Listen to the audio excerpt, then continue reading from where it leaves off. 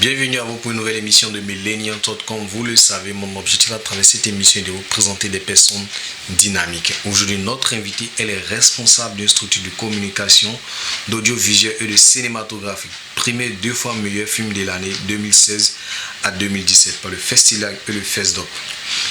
Elle est aussi formatrice au métier de l'audiovisuel à l'ambassade des États-Unis d'Amérique en Côte d'Ivoire et dans une école de la place. Elle aussi coach en développement personnel et en entrepreneuriat. Pour cela, je vous prie de recevoir Madame Muriel Liba.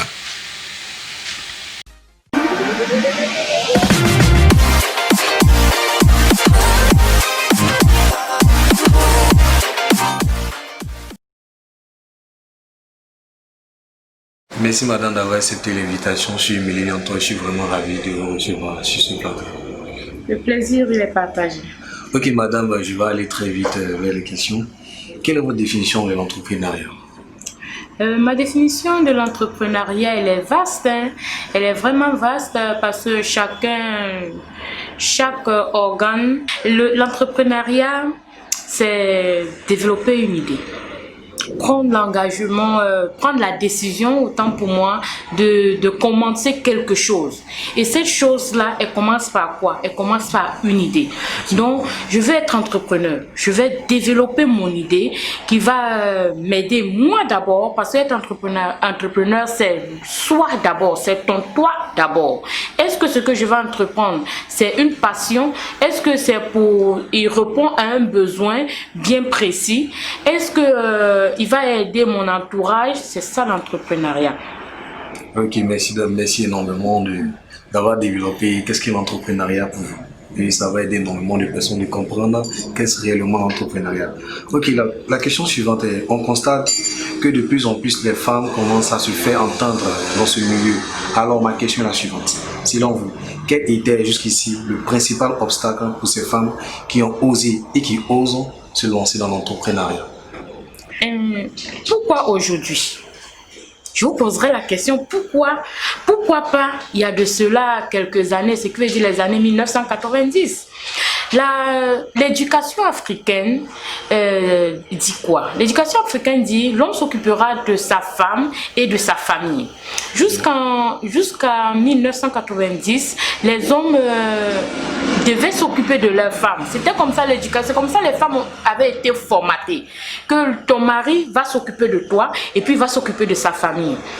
Mais les femmes ont constaté que de plus en plus, nos maris meurent d'AVC parce qu'ils pensent beaucoup.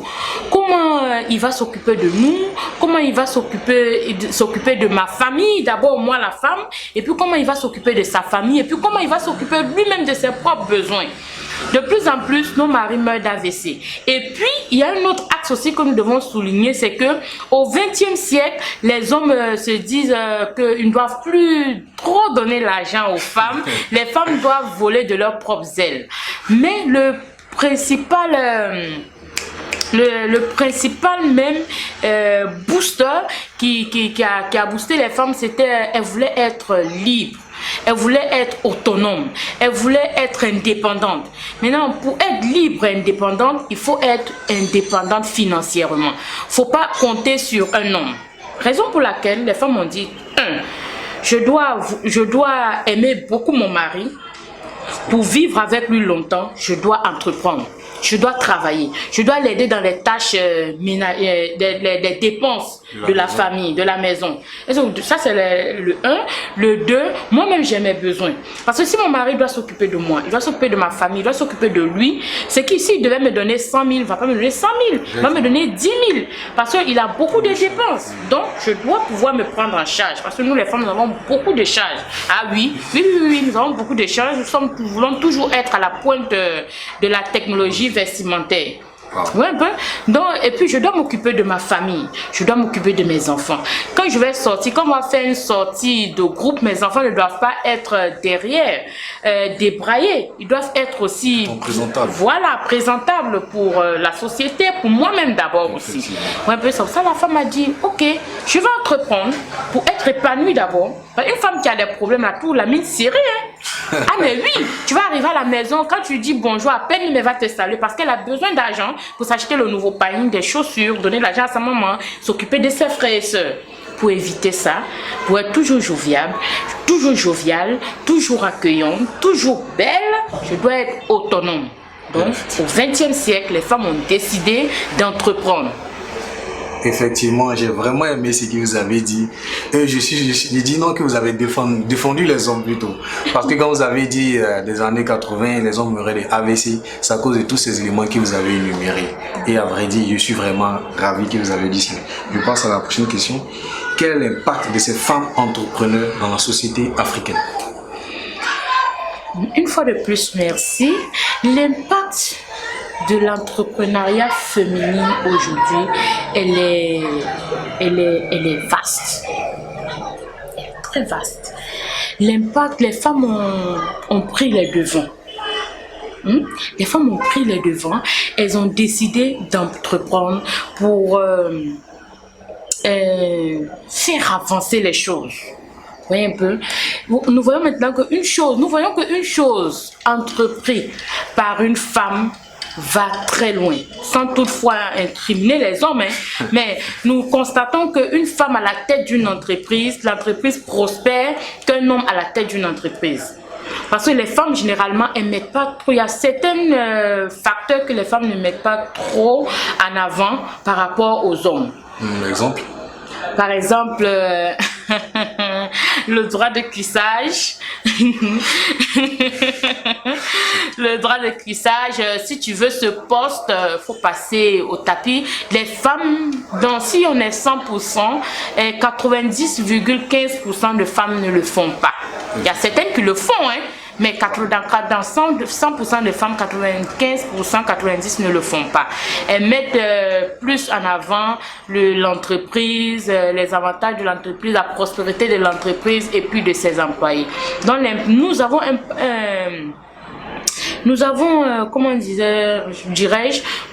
impacté vraiment positivement le domaine de l'entrepreneuriat.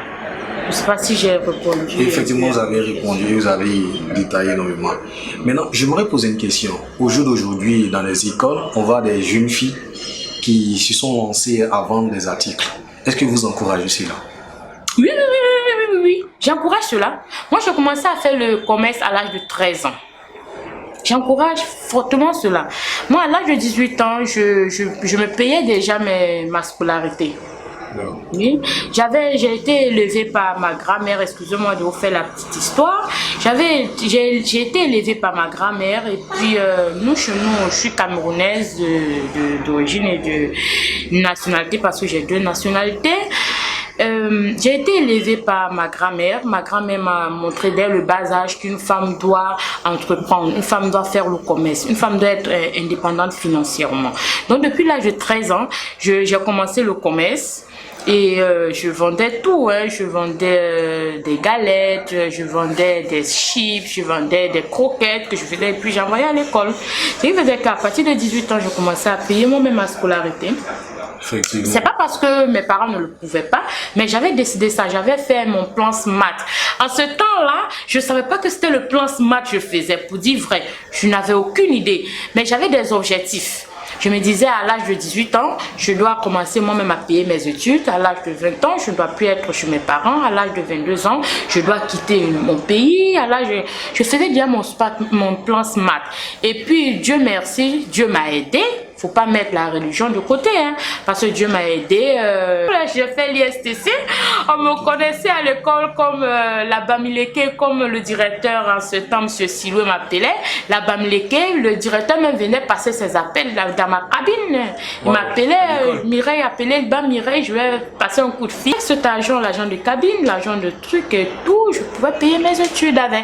Donc moi, J'encourage les jeunes filles qui font du commerce dans les écoles, mais sans toutefois oublier leur objectif. Tu es à l'école, peut-être tu as une année de BTS.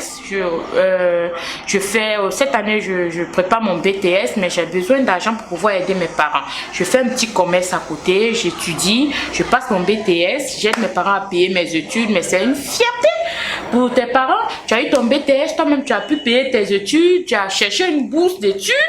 Faut pas, on va oublier ça. Hein. Tu fais du commerce à l'école, faut être brillante, faut chercher les bourses d'études pour pouvoir soulager tes parents. Ça c'est important.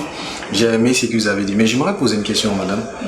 Est-ce que dans cette lancée, si on entreprend depuis le bas âge, depuis le lycée, comme ces jeunes filles le font, est-ce que ça va les encourager à même oublier qu'elles vont avoir peut-être un emploi dans une entreprise?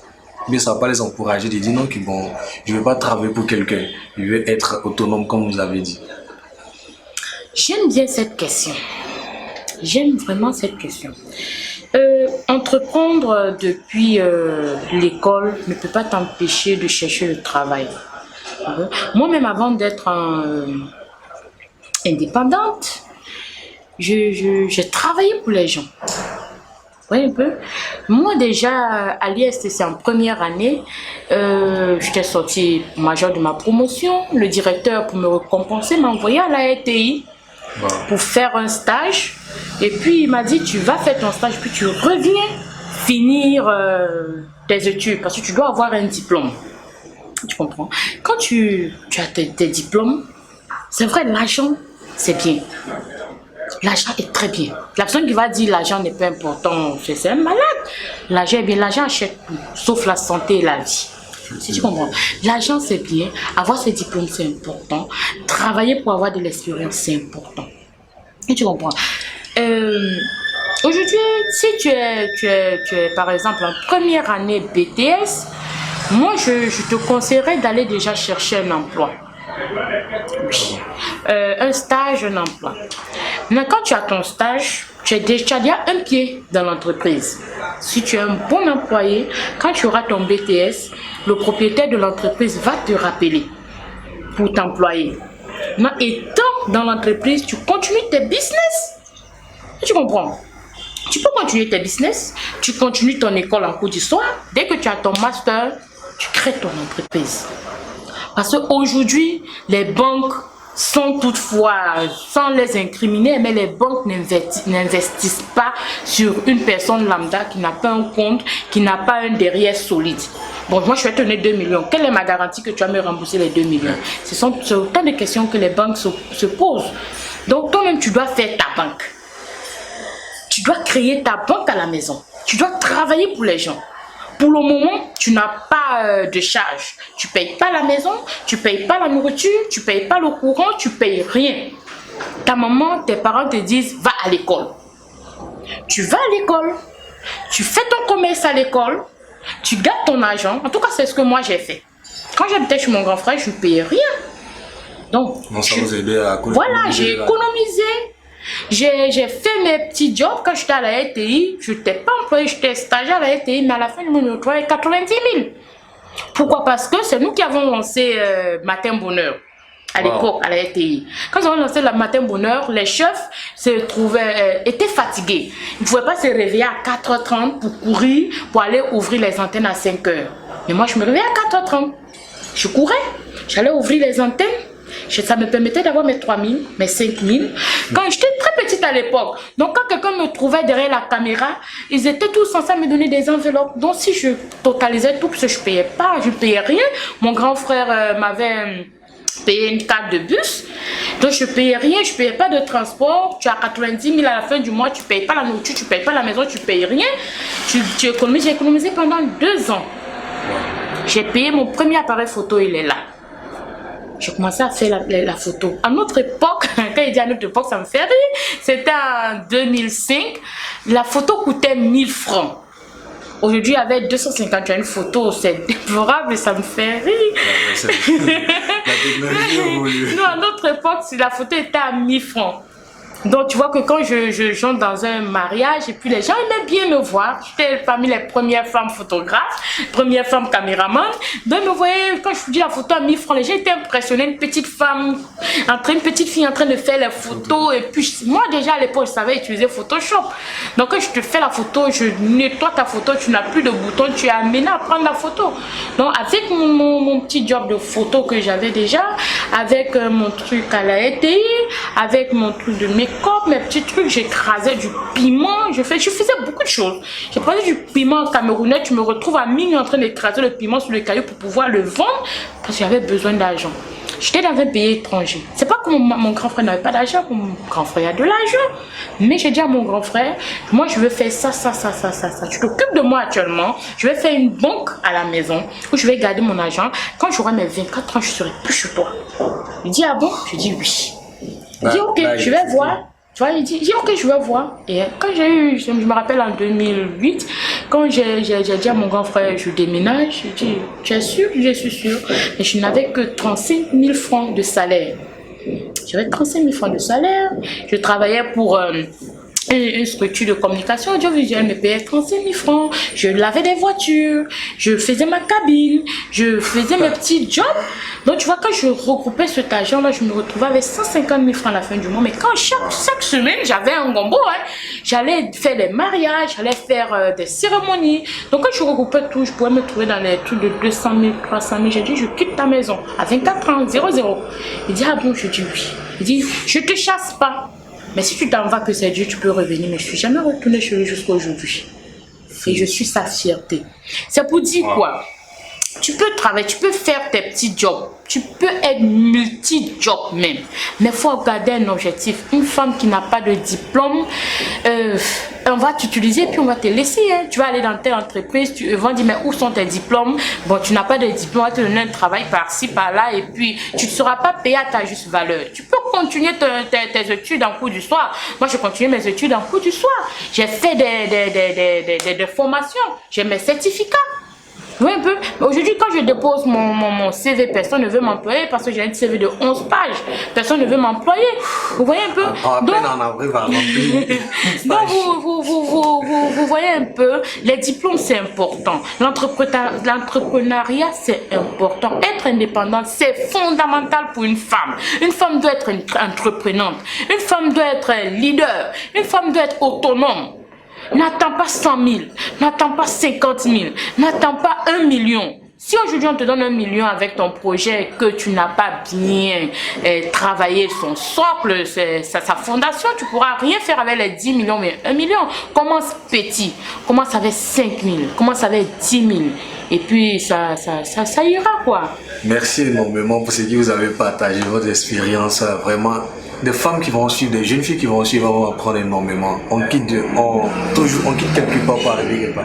Je n'imaginais même pas que vous avez fait tout ce trajet. Je suis vraiment épaté. Bon, la prochaine question est, étant une femme africaine, quelles sont les erreurs à éviter lorsqu'on entreprend en Afrique? Y a-t-il des paramètres à prendre en considération, des comportements à adopter pour réussir dans ce milieu? Oui. En toute chose, il y a des règles. Il faut qu'on se le dise. En toute chose, il y a des règles. En tant que femme africaine, déjà, tu as un avantage. Parce que les caucasiens, les blancs, ils aiment quand une femme africaine entreprend. Mais quand toi, femme africaine, tu entreprends, il faut que tu te respectes toi-même. Quand tu arrives chez le monsieur, c'est pour ça que j'ai parlé des diplômes. C'est pour ça que j'ai parlé des formations. Tu peux ne pas avoir les diplômes, mais il faut te former. Moi, j'ai été formée par, excusez-moi d'ouvrir cette brèche, j'ai été formée par l'ambassade des États-Unis en leadership et en entrepreneuriat. Quand j'ai dit à mon mari que j'allais suivre une formation à l'ambassade des États-Unis, il dit, tu vas faire quoi avec tous les diplômes que tu vas faire quoi avec? J'ai dit non, c'est une formation. Quand je vais mettre dans mon CV, on saura que je suis passée dans une institution qui m'a bien formée. Est-ce que tu comprends? Quand tu entreprends, tu as ton projet. Je ne demande pas de ne pas aller chercher l'investisseur. En fait, nous remarquons aujourd'hui que quand tu vas demander un investissement, on te fait du n'importe quoi. On te propose du n'importe quoi. C'est l'une des règles primordiales. Quand tu as ton projet, si tu ne sais pas monter un projet, approche quelqu'un. il va t'aider à monter ton projet. Quand tu arrives devant le potentiel investisseur, il faut toujours aller avec un apport. Ah, cher investisseur, voilà mon projet. Il fait 1000 francs. Moi déjà, j'ai 500 ou bien j'ai 300. Pardon, complète. Parce que je vais demander encore à une autre personne de compléter. Il va te dire, ah, mais tiens, toi tu as déjà un apport, donc je peux t'aider. Tu vois un peu? Mais si tu vas devant un investisseur, tu n'as rien. Tu vas avec un projet, il va te dire je ne peux pas t'accompagner ou bien il va te demander un droit de cuissage. Il va te dire ok, je ne peux pas, comme tu n'as pas donné là, je ne fais pas. Tu t'en vas. Un an après, tu vois ton projet est dehors. Ouais. Il y a plusieurs possibilités. Tu as ton projet, tu fais un appel à des actionnaires. Je vous explique. Mon projet fait 1000 francs. J'ai dit ok, mon projet fait 1000 francs. Moi-même j'ai 300. Je vends mes actions. Je vends les actions de mon projet. Les actions, chaque action coûte 100 francs. Si toi, tu achètes mon action 100 francs, tu deviens actionnaire. Toi, tu achètes action 200, tu deviens actionnaire à 2%. Ainsi de suite. Tu vois, tu réalises ton projet.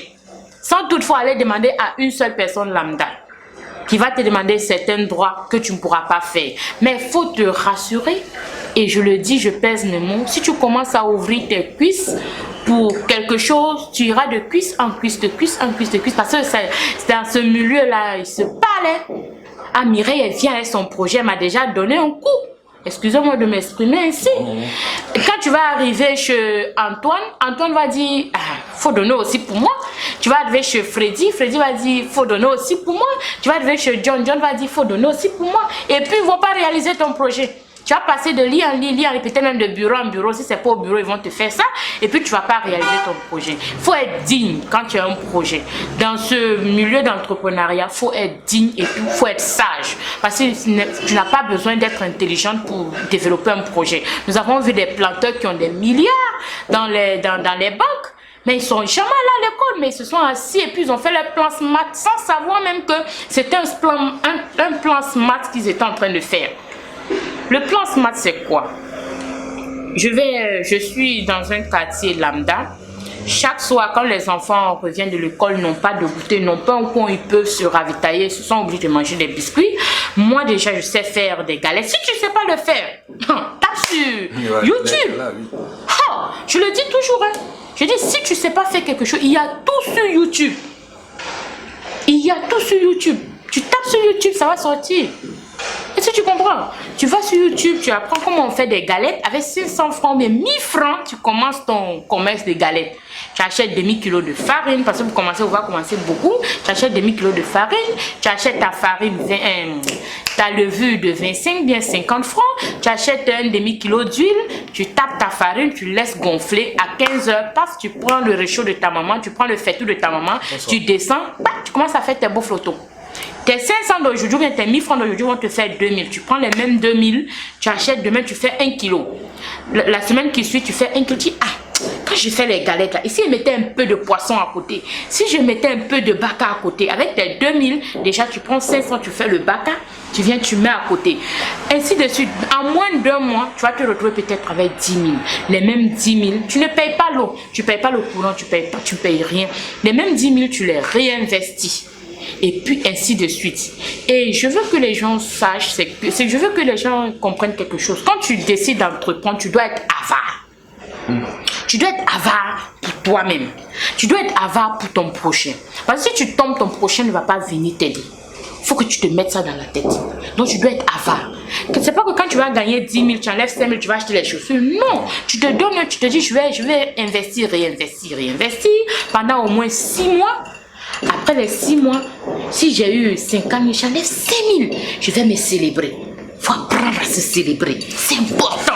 Tu as travaillé pendant 6 mois. J'enlève 5 000 dans mes 50 000. Je vais me célébrer. Je m'achète une jolie petite robe. Je m'achète des petites escarpins. Je m'en vais dans un restaurant. J'achète un bon ticket poisson au moins de 1000 francs.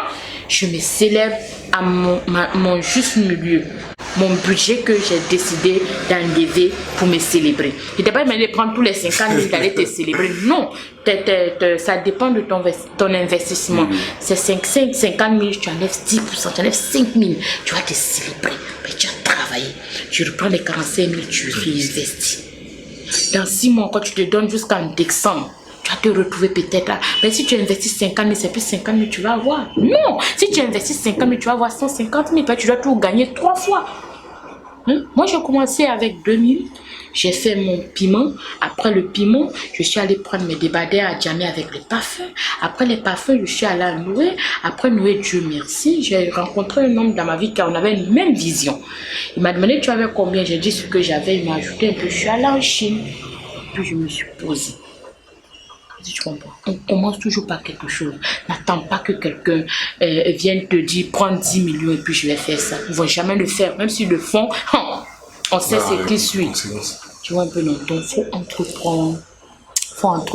Il faut commencer toujours par quelque chose. J'ai vraiment aimé ce que vous avez dit. Cela me rappelle un conseil de professeur. Il m'a dit, l'argent du business reste l'argent du business. Tu n'as pas le droit à le dépenser pour quelque chose d'autre. Vraiment, j'ai aimé ce que vous avez dit. Il faut avoir des objectifs. Parce que sans des objectifs, on ne peut pas continuer. Donc, il faut avoir un objectif très bien précis dans la tête. Voilà ce que je vais atteindre. Donc, cela va nous aider. Bon, je ne vais pas tarder. Je vais passer à la question suivante. Est-ce qu'en Côte d'Ivoire, il y a des associations ou des associations d'aide femmes qui veulent s'investir dans l'entrepreneuriat? Est-ce qu'il existe des associations? Oui, il existe des associations. Il existe des associations qui aident les femmes. Il y a l'association de Madame Olo, la responsable des jardins du rail. Elle a une association qui aide beaucoup les femmes à investir. Et puis, il y a mon association, les assos, mais chez nous, c'est sous forme de tontine. Vous voyez un peu, tu mets de l'argent, si tu as un bon d'argent, on te donne, et puis ensuite ton projet, tu le réalises, et puis tu commences à rembourser l'argent sans intérêt. Okay. Vous voyez un peu, il y a plusieurs associations qui le font. Voilà. Maintenant, une association qui va te dire que viens donner ton dossier, non, on va t'aider à 100%, ce sont des menteurs. Ils prennent ton argent pour aller extorquer de l'argent ailleurs et puis faire réaliser eux-mêmes leur propre projet. En fait, merci énormément pour signifier ça qu'il faut faire très attention à ces associations. Nous sommes à la fin du programme de l'interview. Je suis vraiment ravi de tout ce que vous avez partagé. Mais bien avant que ça prenne fin, j'aimerais que vous donniez des conseils. Vous avez déjà donné énormément, mais j'aimerais que vous en donniez. Parce que c'est que vous avez énormément de choses à partager avec des personnes qui vont suivre cette vidéo. Avec toute l'expérience que vous avez eue et vu les postes que vous occupez, vous êtes dans l'audiovisuel, vous êtes une femme d'affaires, vous êtes coach en développement personnel, énormément de choses, vous avez énormément de choses à partager. Des conseils. Merci beaucoup. Quel conseil je peux donner à la jeune génération? Je demande à la jeune fille d'être autonome très tôt. Oui, être autonome très tôt, ça va lui permettre d'être indépendante. Et l'homme va te respecter. L'homme avec petite tâche, il va te respecter. Et puis l'homme avec grande tâche va te respecter. Pourquoi j'ai distingué les deux? L'homme avec petite tâche, c'est ton copain, c'est ton mari, c'est ton fiancé. Maintenant, l'homme avec grand H, c'est la société. Ce sont tes parents, tes copines, tes camarades, ton mari. Si tu es autonome, très tôt, tu es indépendante. Tu ne dépends pas de quelqu'un. Tu es libre de prendre tes décisions. Tu vas te retrouver même dans les réunions de famille. On va te donner la place et puis on va laisser quelqu'un un cousin qui ne fait rien debout, qui est ton aîné. La femme doit se battre pour elle-même d'abord. Et puis elle doit s'aimer. Si tu ne t'aimes pas, si tu ne te trouves pas belle, quelqu'un ne va pas venir te dire que Mireille, tu es belle. Moi, quand je me maquille, je dis, mais Mireille est belle ce matin. Mais ce matin, je sors, je m'en vais dans telle entreprise, je dois revenir avec le marché. Mais quand je m'habille, ma robe me va à merveille. Donc, quand quelqu'un m'arrête dans la rue et puis me dit, tu es mal habillée, je dis, moi, je suis très bien habillée, puis je suis très belle. Tu vois, tu dois avoir une confiance en soi. Tu dois pouvoir développer ta confiance en soi. Développer la confiance en soi, c'est quoi? Te mettre devant ton miroir le matin. Tu fais ton petit match, tu soulignes tes traits. Tu n'es pas obligé de te make-upper, tu soulignes tes traits. Tu t'habilles bien. Tu dis non, je dis moi-même, Je fais un bing, comme le disent la jeunesse d'aujourd'hui. Moi-même, je jamais mal même. Donc, personne même ne doit me déstabiliser. J'ai un projet. Mon projet, je l'amène dans telle entreprise. Voilà comment je vais développer mon projet. Voilà comment je vais présenter mon projet. Moi-même, là, le projet que j'ai, mon projet fait tant. Je dois avoir tant. Faut pas attendre 1 million. Je l'ai dit tout à l'heure. Faut pas attendre 1 million. Faut pas attendre 2 millions. Faut pas prendre 500 000. Faut pas attendre 50 000. Commence petit pour pouvoir t'agrandir après. Si tu vendais, il y a d'autres qui vont poser la question. Mais madame, je vendais des débardeurs, je vendais des parfums. Maintenant, avec cette crise, personne n'achète. Il n'y a pas d'argent. Mais qu'est-ce qui marche? Qu'est-ce qui marche? La nourriture marche. Maintenant, dans ton environnement, qu'est-ce que tu peux vendre? Il y a déjà une vendeuse à locaux, il y a déjà une vendeuse de galettes, il y a déjà une vendeuse de jus. Et alors? Mais comment eux, ils font ça? Quel est le plus que toi, tu peux apporter dans toi, ton commerce, qui va faire qu'on va abandonner telle vendeuse pour venir chez toi? Il y a le piment, il y a les accessoires, il y a beaucoup de choses. Elle ne met pas des crabes devant son aloco, elle ne met pas les pâtes de poulet. Bon, moi, quand je vais faire mon aloco, je vais mettre des pâtes de poulet, je vais mettre des crabes, je vais mettre ça. Moi-même, j'ai un alocodrome. Quand elle dit ça, on va me regarder encore, oui. Ok, il y a une autre femme qui fait aloco juste derrière. Mais moi, mon alocodrome, la fille, elle est propre, elle a son tablier, il y a des crabes, il y a des pâtes de poulet, il y a du saucisson, il y a des boulettes de viande avec de l'aloco. J'ai mis l'igname, j'ai mis la banane plantain, j'ai mis la patate à côté, il y a son bouilli, il y a son grillé, il y a son igname grillé, il y a son tout. Tu peux le faire. À partir de 6 h, commence ton commerce. Quand les gens sortent à 6 h, ils n'ont pas de quoi manger. Ils sont obligés de marcher des kilomètres pour aller acheter des beaux flottos, pour aller acheter des trucs, je ne sais où. Toi, tu es une femme à la maison, tu es bien propre devant ta maison. Excusez-moi, devant ta maison, à partir de 5 h 30, tu te réveilles. À partir de 5 h, tu te réveilles, tu mets ton igname au feu, tu mets tes œufs au feu, tu grilles ton poisson, tu fais tout. 6 h 00, tu descends en bas de ton immeuble. Les passants qui vont au plateau, ils vont acheter pour partir avec. Ton piment va faire parler de toi. Faut entreprendre. Tout ça pour dire quoi? N'attends pas. C'est vrai, tu as un doctorat, tu ne trouves pas du travail. Aucune entreprise n'emploie actuellement. Aujourd'hui, si tu ne connais pas X, on ne peut pas t'employer. Et le nombre de diplômes que tu veux, on ne pourra pas t'employer. Mais tu es où? Tu habites quel quartier? Tu es dans quelle communauté? Dans ma communauté, il y a certaines femmes qui ne savent pas s'habiller. Il y a certaines femmes qui ne savent pas se maquiller. Toi, tu es intellectuel. Va sur YouTube. Apprends comment on fait du make-up. Hein? Et puis maintenant, tu vas dans ta communauté à l'église. Ah, moi, chère maman, moi, je fais les make-up. Hein? Je me déplace, je viens vous faire les make-up à la maison. Les make-up aujourd'hui, c'est 10 000. Mais moi, j'ai offert les make-up à 5 000. J'ai offert les make-up à 3 000. Il y a beaucoup de choses qu'on peut faire sans toutefois attendre un apport. Bon, ok, j'ai fait mes make-up jusqu'à j'ai eu 50 000. Je peux aller à Noé, je peux aller à Djamé. Maintenant, même Noé s'est déplacé à Djamé. Tu n'es plus obligé d'aller à Noé. Tu fais tes trucs, tu fais ton petit commerce, ta nourriture. Le jour où tu n'as pas de rendez-vous de make-up, tu as ton petit alocodrome qui est là. Tu cherches une petite fille qui va t'aider, une femme que tu vas payer à la fin du mois. Vous êtes là à deux. Le jour où tu as un contrat de make-up ou bien tu as un contrat d'aller préparer quelque part, apprends à préparer. Même préparer aujourd'hui, ça donne de l'argent. Moi, si je vous dis que moi, avec tous les titres qu'il a cités, aujourd'hui, moi, on me loue pour braiser, pour aller braiser du poisson pendant les cérémonies. On me loue pour aller faire du tiep. On me loue pour faire des brioches. D'autres vont me reconnaître. Je fais mes brioches au chocolat. Quand je fais mes brioches, j'appelle les livreurs, ils viennent prendre et puis ils vont livrer. Et il y a beaucoup de choses. Ne reste pas pour attendre que maman ou bien chéri Coco ou bien le mari d'autrui va venir te donner l'argent pour pouvoir entreprendre. Non. Sois digne, sois belle, sois autonome. Fais-toi toi-même un bing. Quand tu vas te voir, celle qui était à la veille et celle qui est aujourd'hui, tu seras deux personnes différentes. Ce soir, bien si c'est le matin, je ne sais pas quand est-ce que la vidéo va passer, tu prends ta feuille. Quelles sont les idées qui me viennent en tête? Je vais vendre la friperie, je vais vendre les habits, je vais vendre la nourriture, je vais vendre les chaussures, je vais vendre... Ok, j'ai toute une liste. Qu'est-ce que je peux faire maintenant? Qu'est-ce que j'ai dans ma poche?